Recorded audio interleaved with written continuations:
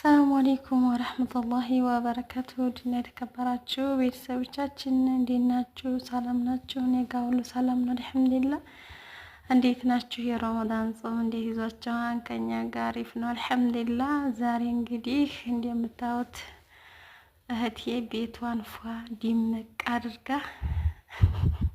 የሳር ቤት ነው እንግዲህ ሲዴላ እንደዚህ ነው ማለት ነው። ምክንያቱም በፊት ጥቅርሻ በቃ ጭሱ ምኑ ነበረ የሚጨስበት የሳር ቤቱ። አሁን ተቀያይሮ እንደምታዩት በጅብሰን በቀለም እንደገና ደግሞ በኮርኒስ ተንጠቅጥቆ እንደምታዩት አሪፍ።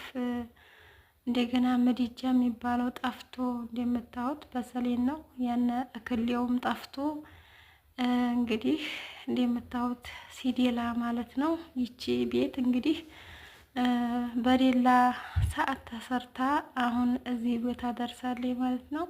በጣም የምታምር ቆንጅዬ ቤት ናት ማለት ነው። የእህቴ ቤት በእውነት እዛው ነው ተሰብስበን የምናመሸው፣ ስንስቅ ስንጫወት ነው።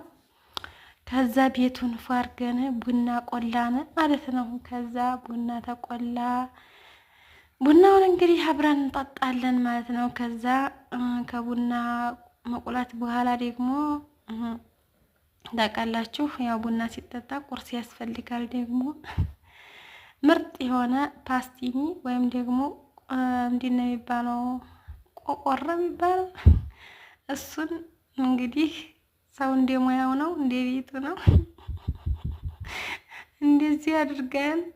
እንደዚህ አድርጋ ጣብሳ የሁላችሁ እንደምታዩት እንዲሁ እኔ ድምፁን አጥፍቼው ነው እንጂ ሳቃችን ልነግራችሁ አልችልም። ቤቱ አንዱ የአሸዋ ላይ ያለ መጅ ነው የሚመስለው ይላሉ፣ አንዱ ተንከባሎ ያረፈ ድንጋይ ይመስላል ይላሉ፣ አንዱ ደግሞ ዝም ብሎ ስጋ ይመስላል ይላሉ። እንዲሁ ብቻ ምን ልበላችሁ በጣም ነው የሚያስቀው። ከዛ ጨራርሰን ወደ ቤት የወረድ ስል እንደምታዩት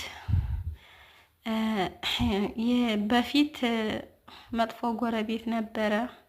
ዛሬ ዘመን ደግሞ እንደምታዩት ይሄ ዶሮ ነው። ዶሮ በጣም ነው ቤቱን እየቆረቆረ መስታወቱን ይቆረቆራል። ራሱን ሲያይ ሌላ ዶሮ እየመሰለው ነው መሰለኝ። መስታወት ሊሰብር ትንሽ ነው የቀረው። እንግዲህ የሰው የጎረቤት ነው ካልሆነ ወይ ያዙ ወይ ደግሞ እግሩን ሰብሬ አንድ ቦታ ቁጭ ነው የማረገው ቀጣይ ማለት ነው። ውድ ቤተሰቦቼ እንግዲህ እስኪ ሀሳብ አስተያየታችሁን በኮሜንት ጻፉ፣ ዘና አድርጉን ማለት ነው በኮሜንታችሁ።